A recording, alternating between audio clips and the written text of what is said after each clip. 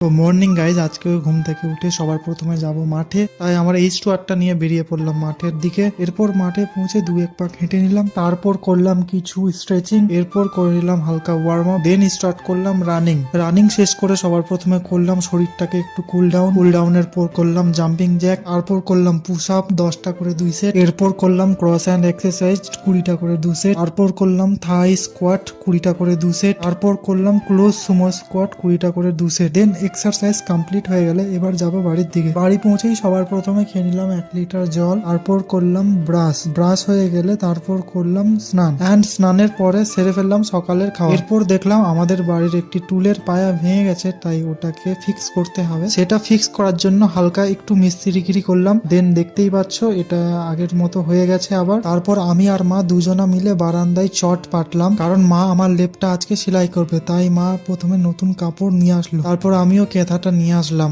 And ক্যাথাটা ঠিকঠাক ভাবে পেতে দিলাম। তারপর ক্যাথাটার উপর শাড়ির ঠিকঠাক মাপঝোপ করছিলাম মা আর আমি মিলে। দেন মাপঝোপ ঠিকঠাক হয়ে গেলে মা প্রথমে শাড়িটা কাঁচি দিয়ে কেটে তারপর হাত দিয়ে ছিঁড়ে দিল। এরপর মা ওটাকে সেলাই করবে। তারপর জ্যাঠা কচুর বস্তা মাথায় করে নিয়ে আমাদের ছাদে যায়, আর সেইগুলো আমাদের ছাদের মেঝেতেই ছড়িয়ে দেয়, আর আমাকে বলল এই কচুগুলো ছাড়াতে। তাই আমি ছাড়াতে বসে পড়লাম। এই যে দেখছো কচুগুলো জোড়া লেগে আছে, এগুলোকেই সিঙ্গেল করে ভাঙতে হবে। কাজটা বোরিং হলেও এখন এটা আমাকেই করতে হবে।